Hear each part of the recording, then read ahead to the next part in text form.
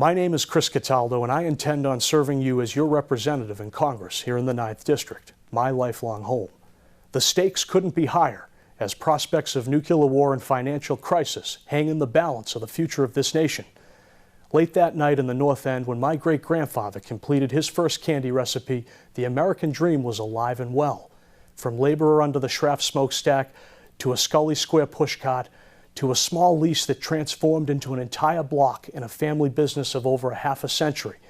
The keys to the factory accompany a Statue of Liberty medallion. He named the operation Liberty Chocolates. The Trans-Pacific Partnership will take away these keys.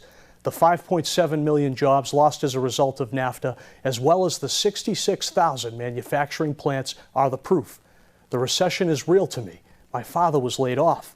I've spent 6.5 years as a consumer small business banker, and I studied government at Suffolk University. It's clear the American quality of life can only be saved by a Congress that stands for informing the citizens of our communities with facts untainted by special interests. The pay-to-play foreign policy and global corporate interests dominating trade through the proposed TPP must also be defeated. The pharmaceutical companies and doctors need to be held accountable for the heroin and opioid epidemic. 4 people a day are dying. Veterans deserve access to private facilities in addition to the VA. We must do more to help our heroes. We are losing 22 veterans each day to suicide. Our Congress can't accurately represent us if they earn 335% more than the average American. I will not accept a penny more than the median income of this district as a salary, and I have asked my opponents to do the same. I will not be dialing for dollars, calling large donors 6 to 8 hours a day as required by all Democrats and Republicans. No one will bully me around to vote party toe in line. The common sense of the people will allow me to unify both sides of the aisle, shedding light on the greatest problems of our time to come to real bipartisan solutions where the two-party system has failed. We must stop toppling dictators in the Middle East and around the globe, as in Iraq, Libya, and now Syria.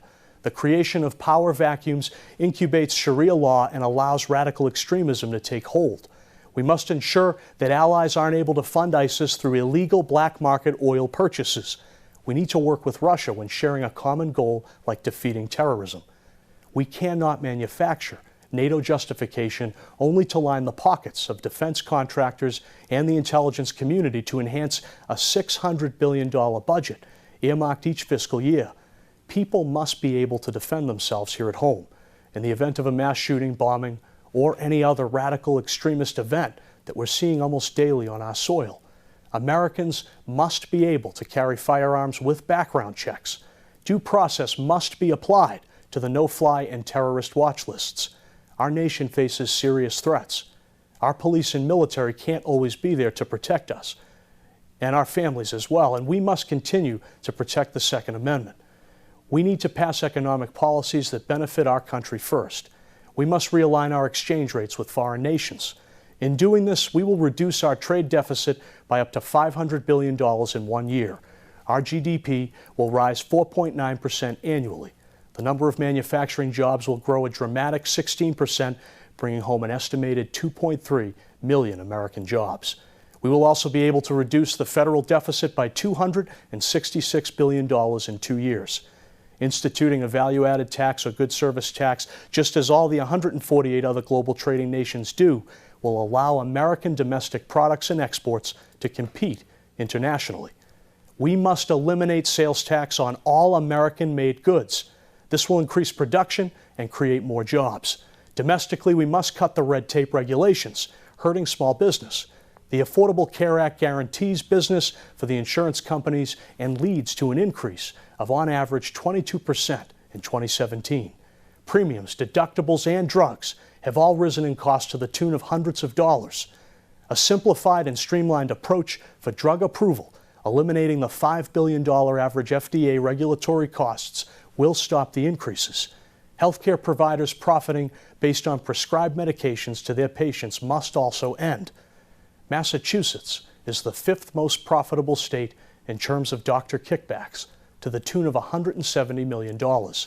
This caused the opioid and heroin epidemic. If Obamacare can't be reformed to include pricing controls mandating limits to the greed of private insurers, then the law must be eliminated. Social Security was a solvent program in 2010 with trust fund assets that powered itself until our government took $150 billion from it to fund a never financially sound disability insurance fund. For less than 1% of our $4.3 trillion in fiscal tax income, the two-party theater ends.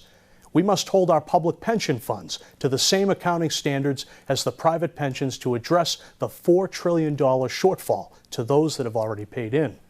The pensions of our teachers, police officers, and firefighters and more should never be gambled as collateral.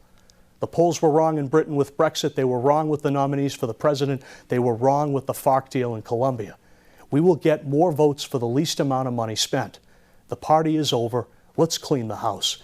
Visit CataldoForCongress.com. Thank you. God bless you all. God save this Commonwealth, and God bless the United States of America. My name is Chris Cataldo, and I approve this message.